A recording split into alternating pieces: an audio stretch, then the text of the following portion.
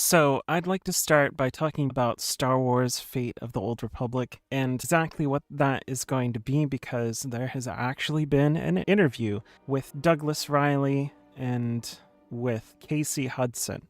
And Casey Hudson is one of the original people that led the team that did KOTOR, the original Knights of the Old Republic. So, he's going to be involved in this as well. Now, there are some reservations with Casey Hudson because he has had a couple of projects. I don't know if it's like one or two or whatever it might be that have not really panned out, and that's okay. Sometimes that just happens in the games business. So I'm personally not going to hold it too far against him, but it is something to keep in mind. It isn't clear exactly how far along in this they are, but it seems like they're pretty early. This is just a announcement of it to come sometime later. I would not expect to see any sort of actual gameplay for a bit. It could be a couple years. We could be waiting 4 years for the game to actually come out. It's really hard to say, but what they're trying to do, it sounds like, is they're trying to create a cinematic storytelling experience. They're trying to create an RPG. This is what we've been kind of wanting from this sort of thing. It sounds like they are, obviously very well informed about what Knights of the Old Republic was and what people want from this sort of thing. Whether they achieve that or not is up in the air, but there's a lot of good that they were talking about. You can see this interview for yourself. I think I will post it in the description box for people to take a look at. It's not super thorough about details, but it does have some good information in it. So that's something to look at for that. The history of KOTOR is not too long, actually. It's only really 2 games.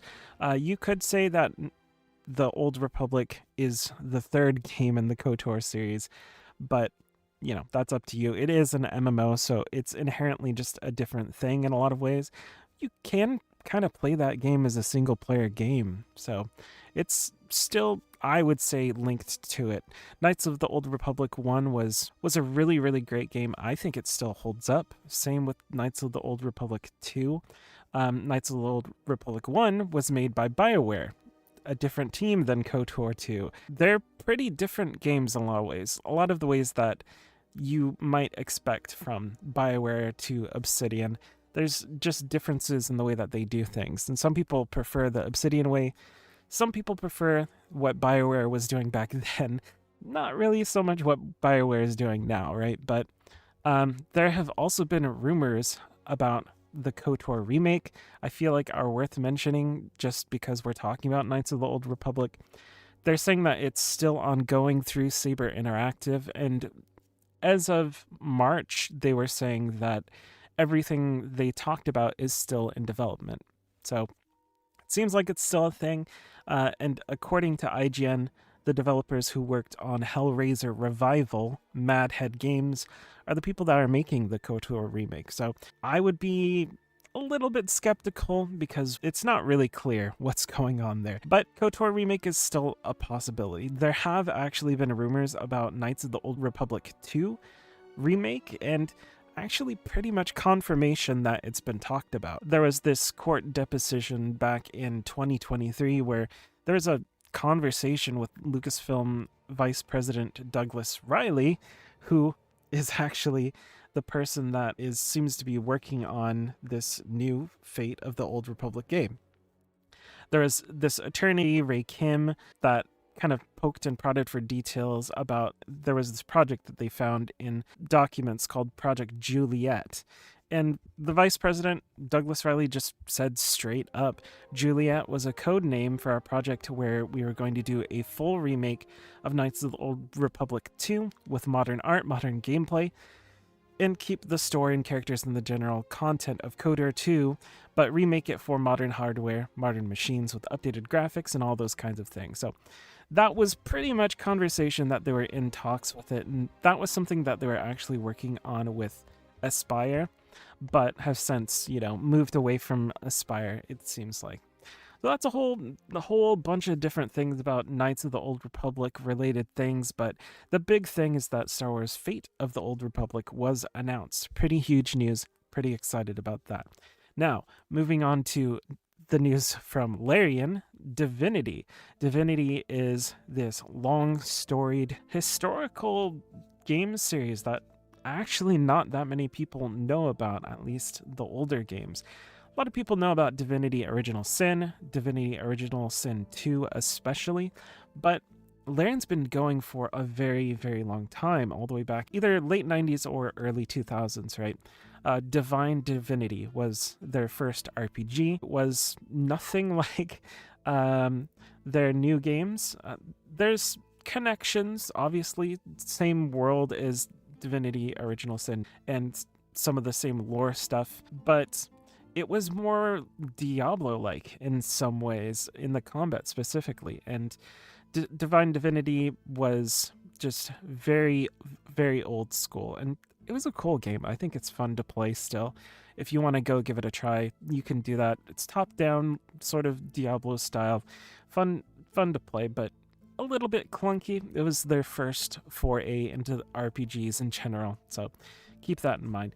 Then they went on to do Divinity 2, Ego Draconis. Divinity 2 was a kind of third-person over-the-shoulder RPG where you traveled a lot more. It was more open. I think it was still sort of regions, but it was very different than what they had just done with Divine Divinity and Beyond Divinity, which was the sequel to Divine Divinity.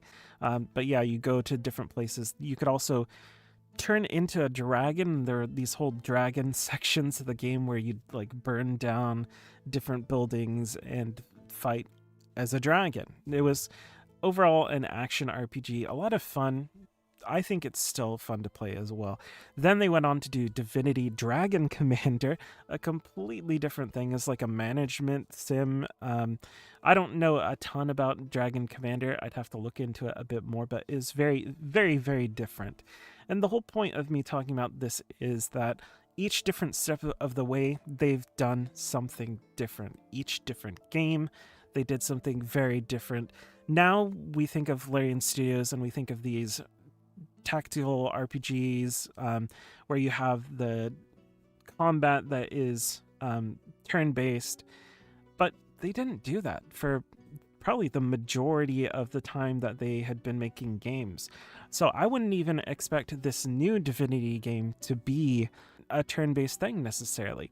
They have a ton of knowledge about how to do turn-based things. They seem to love doing it, but I wouldn't take that for granted. This could be an action RPG, this could be turn-based, this could be something else. They're very passionate and very knowledgeable game developers who can do a variety of things, so keep that in mind. I would think the one thing that you can take away from this is that it is going to be a massive, amazing RPG, and they've said that this is going to be one of their biggest RPGs that they've ever made, so that's really cool to hear, and I'm pretty excited about that. So yeah, we have that to look forward to. I think for both of these RPGs, and these are the most exciting things that I heard at the Game Awards, and it happened pretty early in the show, and it kind of made the show for me. I love both of these different things, and I know that Larian is gonna knock it out of the park with whatever they do. I've been playing their games since Divine Divinity, so I have a lot of trust in what they can do, and I think you should too. They've shown that they can do things, and they have this massive budget to kind of do whatever they want. The trailer was actually insane. It's one of the better made trailers I've ever seen, but it's also pretty messed up if you actually pay attention to what's going on in the trailer. But I'm sure I'm showing it right now. It's messed up. Maybe I'm not showing it because it's a little too graphic, but yeah, I'm looking forward to it. I'm looking forward to both of these games, and I hope they're great. So that is it for me. I just wanted to, give my off-the-cuff synopsis of what happened with the Game Awards stuff and talk about these two great franchises that I love. So that's it for me. For more videos about RPGs of all kinds, make sure to subscribe to my channel. Thanks for watching.